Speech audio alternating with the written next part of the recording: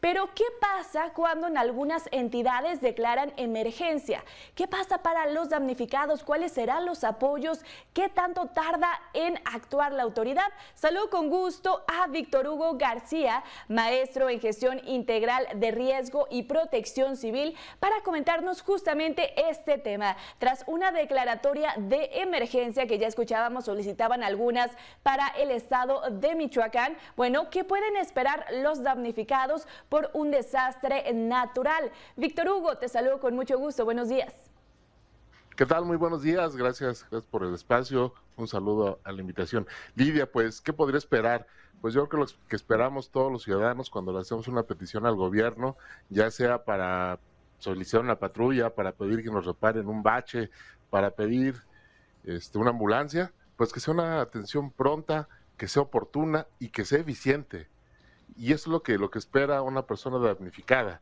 La declaratoria de emergencia pues sigue estando considerada dentro del marco legal, pero pues también se están retrasando mucho estos trámites. Precisamente el día de ayer se publica en el Diario Oficial una declaratoria de emergencia por inundación del día 8 de septiembre. Vaya, 2 semanas después, hacen la declaratoria por estas inundaciones en los municipios, en 2 municipios del estado de Durango. Esperemos que las declaratorias por los daños ocasionados por los sismos del día lunes, porque hemos tenido una semana muy intensa con actividad sísmica, pues se dé más pronto, pero sobre todo que exista el recurso financiero, el recurso económico para poder dar atención a estos afectados. Creo que ellos es lo que requieren, una atención inmediata. La desaparición de los fideicomisos Fonden, pues bueno, tuvo una razón de acuerdo al gobierno federal, pero ellos crean estas nuevas figuras, pero pues parece que el recurso económico pues no está muy bien definido en lo que es el presupuesto de la federación.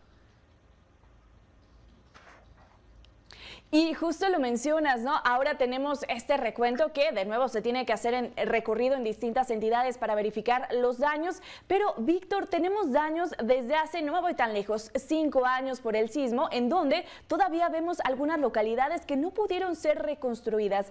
¿Ahí de qué manera, bueno, los pobladores, los habitantes pueden exigir a las autoridades, bueno, que comience mínimo la reconstrucción o que comiencen estos apoyos? Así es, Lidia, vemos esas condiciones muy lamentables que 5 años después, personas de Ciudad de México y de los estados afectados en el 2017 siguen padeciendo los daños. Te comento que hay 4 constituciones estatales que consideran a la protección civil como un derecho constitucional: Ciudad de México, Chiapas, Aguascalientes y Querétaro. Entonces, desde ahí partimos. Así es un derecho de los ciudadanos, de los mexicanos, pues tenemos la opción de exigirle más a la población, pero además que el gobierno le dé atención a estas necesidades.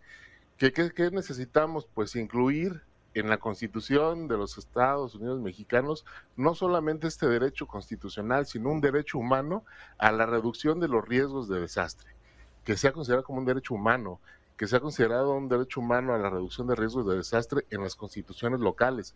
Nuestros legisladores pues se ponen a chambear cuando ven que tienen que hacer ahí leyes de interés público, de interés nacional o de interés de algunos grupos políticos, como vimos con el litio, con la reforma energética, ahora con la Guardia Nacional. Los legisladores se abocan a dar esa atención, a votar la ley, a revisarla, etcétera, a hacer su trabajo legislativo.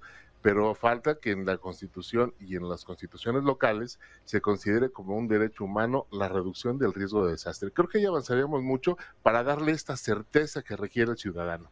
O sea, sí, le vamos a dar la atención, hay reglas de operación, hay formas, existe la declaratoria de emergencia, existen los planes, los programas, etcétera. Pero ¿qué pasa cuando hay un cambio de gobierno, cuando hay una alternancia en el poder? Simplemente los ejercicios presupuestarios, pues cierra el 2022, entra 2023 y ya se da un desfase o ya no hay una continuidad. Y las personas se quedan sin esta certeza jurídica de qué va a pasar con el problema y qué va a pasar con el patrimonio construido durante muchos años. Pues bueno, darle esta certeza se podría hacer a través de esta figura que te comento, de considerar un derecho humano la reducción de riesgo de desastre. Así ya la autoridad se verá pues obligada a darle el seguimiento, a dar la atención y pues darle el seguimiento y no esperar a 5 o 10 años y observar que siguen existiendo deficiencias o siguen estando los damnificados en estas condiciones, pues que no van con una calidad de vida. Claro, y que no avanzan aparte. Oye, y ya que mencionabas estas 4 entidades, ¿por qué desde la federación no hay una instrucción para que se homologue a las 32 entidades federativas? ¿Falta voluntad política? Así es. En la legislatura pasada se generó una ley de gestión de riesgos y bueno, la Cámara de Diputados la aprueba y en el Senado se queda en esta pausa legislativa. Los estados del país empezaron a crear sus leyes estatales desde los años 90 y la primera ley general de protección civil se publica pues hasta el año 2000.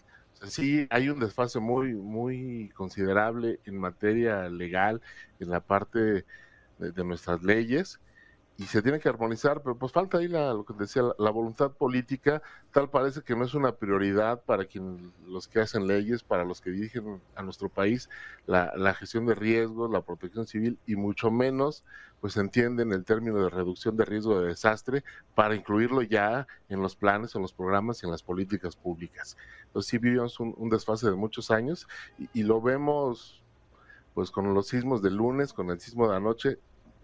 Esto seguirá ocurriendo y no estamos preparados en términos del marco legal. No hemos armonizado precisamente este Sistema Nacional de Protección Civil, que tendría que ser un sistema nacional, estar armonizado, que la ley general embone con las leyes estatales y así sucesivamente, y no, aquí pues tal parece que cada quien va jalando por un lado distinto. Claro, y la verdad, bueno, el panorama que mencionas me daba risa este ejemplo que ponías, ¿no? Del tema del huracán, que fue el 8 y apenas se publica esta ayuda. Bueno, esperemos que no se replique lo mismo con el tema de los sismos, porque si no el panorama sería bastante complicado. Muchísimas gracias, Víctor Hugo, por tu conversación esta mañana. Estoy segura vamos a seguir retomando este tema y me dará gusto coincidir contigo. Buen día. Con todo gusto, excelente día.